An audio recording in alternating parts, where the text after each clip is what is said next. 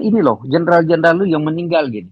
Ini loh, hampir 100 lebih basis apa di Iran diserang hancur. Tidak ada perlawanan loh. Lo bilang perang menang gitu. Saya sebenarnya saya nggak butuh tolong-tolongan. Semua teknologinya dia udah punya, Iya, Pak. semua peralatannya udah punya. Dia mau apa, Pak? Lucu, Pak. Dia nggak butuh pertolongan siapa-siapa. Siapa yang mau belain dia? Siapa yang dia perlu pembelaan dari siapa lagi? Iya toh? Benjamin Netanyahu Betul, Pak Pak. bilang Betul, Pak. dia nggak butuhnya Amerika itu. Saya Nggak baca butuh, itu. nggak butuh. Dia nggak butuh dia melainkan mau tekanan negara manapun superpower dia bilang Sudah nggak nggak ada. urusan. Iya, ada yang nggak urusan. Sudah nggak urusan. Ini Kemarin pernyataan. Inggris sama Benar, Spanyol benar. sama Prancis jadi ditantang. Iya, Persis, persis. Udah ditantang iya, kemarin. iya. Itu Pak saya senang orang yang punya integritas, komitmen begitu gitu. Nah, itu saya sama itu pernyataan yang lugas, tegas dan apa, tidak ada kemunafikan. Hmm. Saya Konsisten, Pak. Konsisten dia. Konsisten, Apa, konsisten. ya apapun yang terjadi, konsisten. dia konsisten. Ya Dia dia tidak siap. peduli kiri kanan. Ya Dia Iya, siap. konsisten dan konsekuen, betul. Single, iya, single fighter. Siap single fighter dia. iya. Hmm. Siapapun dihajar.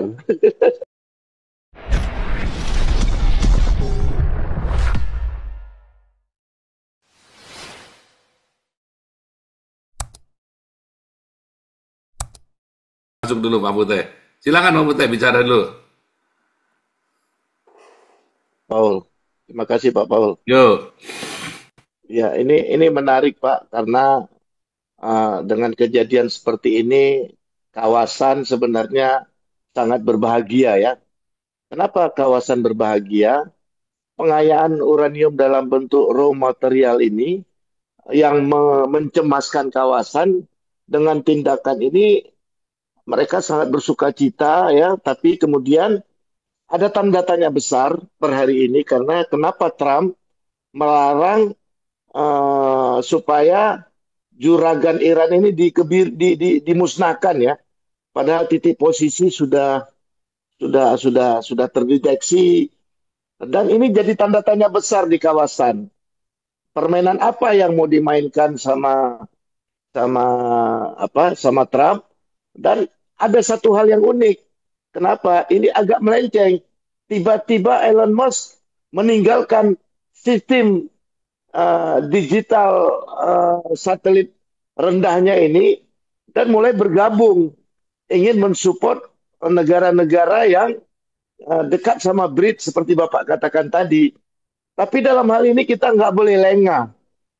Yordania di sini punya punya kesempatan paling bagus dalam menyelesaikan problem kawasan ini.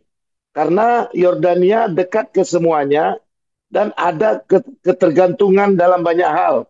Walaupun sampai hari ini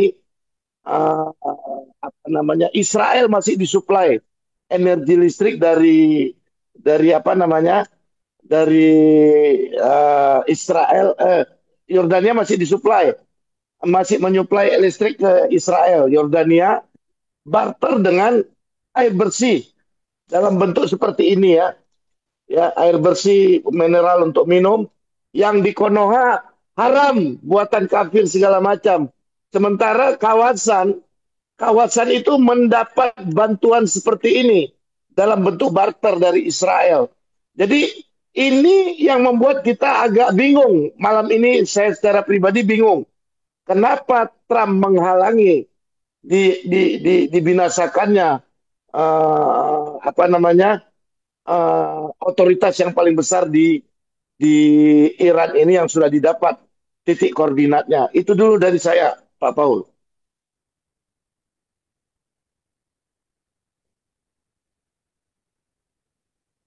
Oke, ini kita nih ya. Dokter kita dari Amerika. Waduh nih, Dokter Manguni. Silakan Pak Teddy. Iya. Shalom, shalom. Yang galak dong hari ini Ya, dong. ya. Kita Aduh. kan lihat ini peperangan ini dari beberapa dimensi ya. Kalau ya kita cuma analisa compare aja ya. Tapi ini kita kembali dulu berpikir secara akademis lah. Memang beda ya. Orang yang menggunakan logika rasional melihat peperangan itu dengan orang yang menggunakan perasaan agama. Karena dari agama itu kalau dia dasarkan dari ideologi ada kebencian, didasarkan kebencian. Kemudian dari situ, saya bilang di agama itu dia mulai selalu membawa framing kebodohan, kepalsuan. Kemudian dia sering menggiring, kalau kita lihat dia sering menggiring orang-orang dalam proses kecelakaan. Nah, itu banyak ya, boleh kita definisikan itu. Kalau pemahaman kita ya, melatar belakang agama, muncul kebencian di situ. Bagaimana Pak Paul, bagaimana kita, bagaimana Pak Putih, dan lain sebagainya. Kita menggunakan logika ya, rasional. Dengan melihat dua kekuatan yang sangat berbeda. Gitu. Kita tahu, kita seperti apa ya, contohnya aja kita seorang kelas berat bertanding melawan di dalam konteks tinju kelas ringan gitu. Baru orang yang sebelah agama ini langsung beliau ya tentu kelas ringan yang menang, begitu kan konteksnya. Karena logikanya nggak jalan gitu. Nah, kita sudah tahu ya memperbandingkan kedua negara ini, kemampuan militer dan jumlah penduduk, ya, teknologi dan sebagainya. Dunia sudah terbuka, sudah tahu bersama.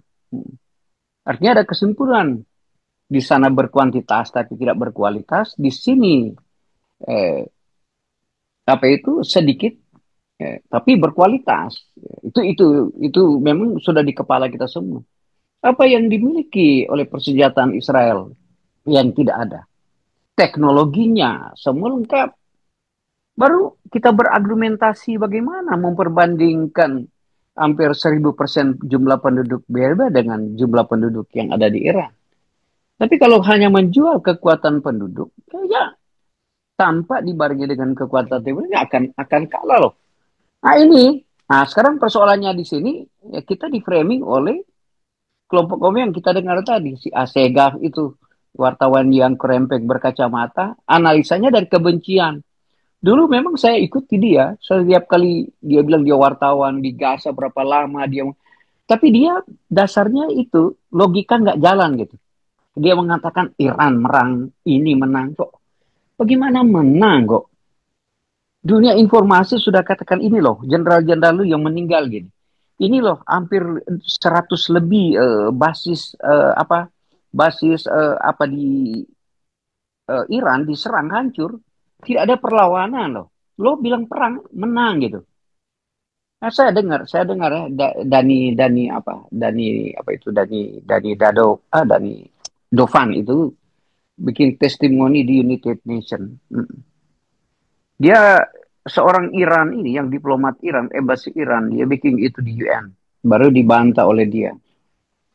Si Dovan ini ya menyampaikan perang damai itu. Perang damai gitu. Bagaimana dia menyampaikan, saya itu persis kalau saya menembak sasaran orang itu. Tapi kamu membabi buta, serampangan gitu. Dia bilang kepada Irak, kok kamu hantam penduduknya?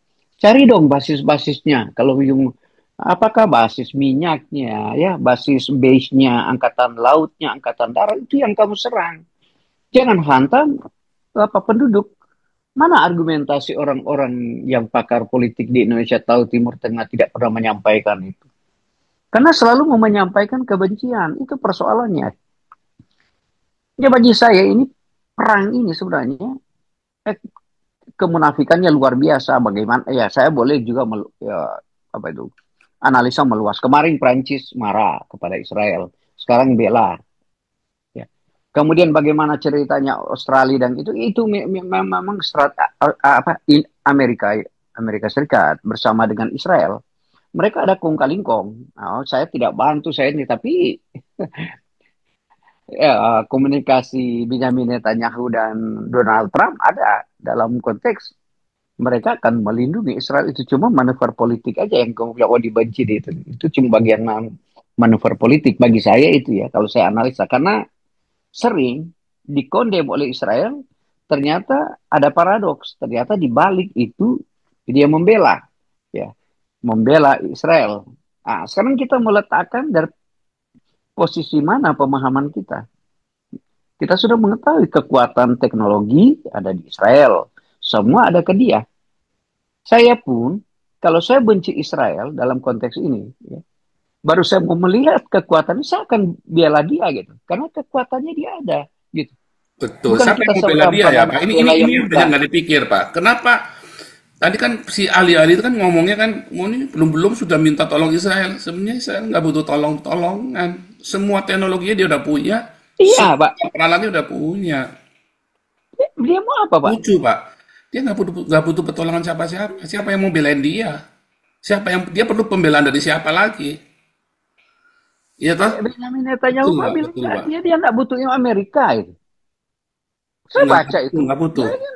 Dia nggak butuh. Dia malingkan mau tekanan negara manapun, superpower, dia bilang, Sudah nggak nggak, urusan. ya dia nggak urusan. Sudah nggak urusan. Ini Kemarin pernyataan. Inggris sama Benar, Spanyol benar. sama Prancis yang ditantang. Iya, Persis, persis. Udah ditantang iya, kemarin. iya. Itu Pak saya senang orang yang punya integritas, komitmen begitu gitu. Nah, itu saya senang, itu pernyataan yang lugas, tegas dan tidak ada kemunafikan. Hmm. Saya, Konsisten, Pak. Konsisten dia. Konsisten, konsisten. Apa, ya apapun yang konsisten. terjadi, dia konsisten. Ya, dia tidak siap. peduli kiri kanan. Ya, Dia Iya. siap. konsisten dan konsekuen, betul. Single, Iya. single fighter. Siap single fighter dia. Iya. Siapapun dihajar. Baru sekarang kita pakai logika rasional atau pakai apa aja ya. Coba jalankan kecerdasan kita gitu. Jangan enteng-enteng, enggak usah dasar agama yang tadi pakai apa pakai yang saya aduh gimana ya. Saya kadang-kadang bingung melihat orang ini. Inilah saya bilang negara Konoha nggak pernah maju. Kenapa saya compare ke negara Konoha itu? Karena sifatnya terlalu tidak objektif untuk melihat perang itu. Sifatnya subjektif. Karena solidaritas agama. Ini yang jadi kecelakaan gitu. Hari ini contoh Prabowo ke Rusia. Nah, lihat lagi. Dulu apa? Paling ya ketemu Koni. Koni adalah seorang staf ahlinya apa orang Indonesia yang ada di Rusia. Tapi orang menggiring lain. Karena ini Koni juga berpikir dia kalau saya ikuti dong otaknya jalan semua ada dia menguasai teknologi perang semua ada di kepala dia.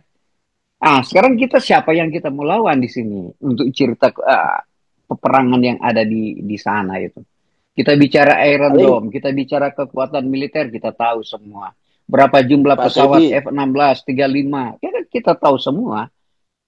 Pak Teddy, paling Koni bilang, lu 10 tahun nggak kasih gua dapat order ini untuk alutsista. Lu Iya, presiden, sekarang lu kasih dong. Paling iya. ujung-ujungnya begitu.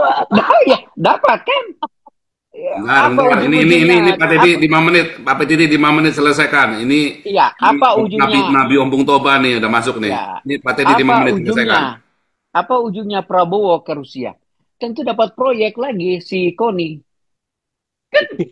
Ceritanya kalau beli persenjataan, ya itunya kan advisernya dari Rusia Koni Koni. tentu.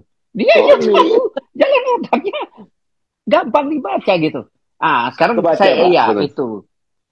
Saya kembali, apakah Reza Pahlavi itu yang anaknya dia pemikirannya sudah sekuler, demokrat, liberal. Persis. Dia menyampaikan berita yang menyejukkan itu kepada masyarakat itu loh. Dia sudah tidak ingin menyampaikan bahwa saya akan ke sana menjadi pemerintah atau apa. Enggak, no. Iya, sudah enggak. Dia akan berjalan demokrasi. Itu yang Pak Ya, Paul mesti analisa. Apakah ini Reza persis. Pahlavi akan kembali ke sana menjadi seorang presiden di sana atau menjadi ya seorang perdana menteri lain sebagainya. Itu yang bagus kita analisa berikut Pak. Karena kita senang di sini menganalisa secara dini untuk menjawab kemudian kan. Itu enaknya. Kemudian benar dikatakan Oping Toba kemarin dulu, 3 hari lalu. Si apa sudah enggak ada di mana, udah enggak di istana. Si pemimpin Islam revolusi Islam Iran. ini, Iran, ya dia sudah enggak di situ. Kemarin saya senang cuma nonton CBN ya, atau baca Harts atau baca Jerusalem Post itu memang kejujuran berita ada. Ya terima kasih Pak, itu pandangan saya sedikit. Sedikit. Cuma Pak, saya kalau keras ya, kadang-kadang bicara sudah ke ujungnya ke Muslim itu, ke Islamnya itu gitu. Itu persoalannya Pak. Kalau keras, kalau logika, siapa yang kita harus keraskan Pak? Kalau kita gunakan pemikiran akademis Pak, nggak ada yang kita mau itu, karena kita ya ya bagi kita juga ya, artinya ada pesan ya, kita kan tidak inginkan perang Pak Paul. Kan kita nggak mau saudara kita, manusia kita dibunuh, terbunuh, kan kita tidak mau. Ya kan nggak mau begitu. Kita ingin ada perdamaian. Tetapi alangkah itu waktu kita analisa, kita mampu melihat dua kekuatan ya. Ada A dan B, itu bagus itu. Sebenarnya bagi saya ya, argumentasi teman-teman di sini sampaikan argumentasi kuat mengapa Israel menyerang Iran. Itu persoalannya, jawaban harus benar-benar persisi, atau orang Manado bilang persis, supaya kita kecerdasan kita dibuka. Tentu akan berhubungan dengan, karena ini Iran itu membantu Hizbollah, Houthi, ya, kelompok-kelompok teror yang ada di Arab sana yang menyerang Israel, dibantu 1000% oleh Iran ini. Pertama di situ. Kemudian Iran juga ada alasan you melakukan penganiayaan nuklir, maka melanggar hukum-hukum internasional. Nah, maka kamu akan serang. Karena kami takut kalau you punya senjata nuklir, akan menyerang kami, negara kami. Karena itu doktrin mereka, Pak. Tidak ada alasan, Pak. Tidak ada argumentasi lain, Pak Putih. Negara ini kalau mau punya kekuatan perang luar biasa, dia akan menghantam negara-negara ini. Eropa pun, Amerika dia akan hantam. Harus diajar semua. Iya, karena harus ajarannya semua, revolusi Pak. Begitu, Pak. Revolusi karena kan begitu. Kan banyak yang nggak tahu kenapa Perancis tahu-tahu marah sama Israel. Karena produk-produknya, terutama di Konoha, diboykot. Danon segala macam. Dia punya efek begitu. Denon. Tapi karena Denon tindakannya itu yang sekarang, yang Aqua itu ya, air minum Denon. Ya, tapi karena sekarang kawasan Senang ada pengamanan pengayaan uranium ini dihancurkan. Sekarang Prancis malah bela Israel. Israel kan bilang, emangnya gue pikirin keputusan lu. Sekali lagi lu macam-macam, lu juga gue hajar katanya. Iya, iya. Ya, ini pandangan saya Pak Paul. Mungkin Oke. coba mau cerita. Aku lanjut.